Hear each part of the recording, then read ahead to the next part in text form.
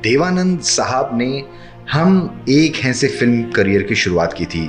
Film industry में देवानंद साहब का रुतबा ऐसा था जैसा आज तक किसी एक्टर का ना हो सका। बेहद खूबसूरत काया वाले देवानंद जब काला कोट पहनते थे तो लाखों करोड़ों लड़कियां उन पर फिदा हो जाया करती थी। एक्टर एक नॉन फिल्मी बैकग्राउंड से ताल्लुक रखते हैं। वे 21 साल की उम्र में मुंबई आए और अपनी कॉन्फिडेंस के बलबूते पर फिल्म प्रोड्यूसर्स को इम्प्रेस कर डाला। देवानंद साहब की छवि देखकर उस वक्त वो फिल्म प्रोड्यूसर भी उन्हें देखता रह गया था। इस बारे में देवानंद साहब ने जिक्र किया। एक वीडियो में देवानंद साहब से जब सवाल किया गया कि आपको अपनी पहली फिल्म कैसे मिली, इस सवाल पर देवानंद साहब ने बताया, मुझे 1945 में जाना पड़ेगा। मुझे किसी ने कहा कि किसी जगह किसी दफ्तर में एक साहब खड़े हैं जो फिल्म बनाने की तैयारी कर रहे हैं, वे प्रोड्यूसर हैं, उनको एक लड़का चाहिए।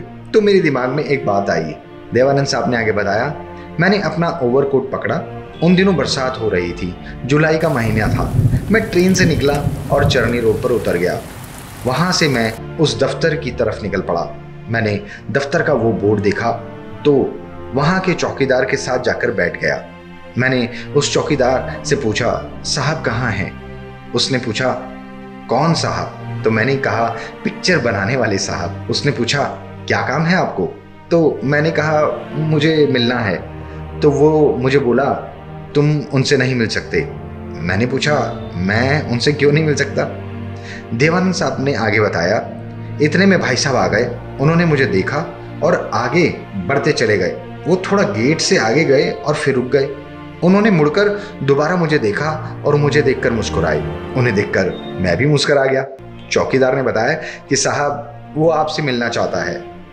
लीजेंड एक्टर ने आगे बताया, मुझे अंदर बुलाया गया, पूछा गया क्या बात है? तो मैंने जवाब दिया, कुछ नहीं, मुझे पता चला कि आपको एक लड़के की तलाश है जिसे आप ब्रेक देना चाहते हैं। मैं 21 साल का नौजवान हूँ। वो हंस पड़े तो मैं भी हंस पड़ा।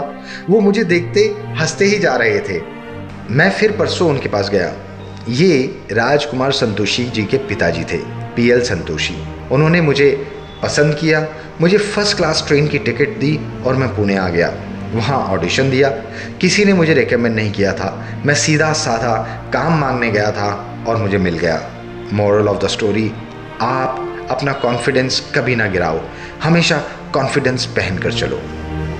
कटसी महेंद्र रघुवंशी।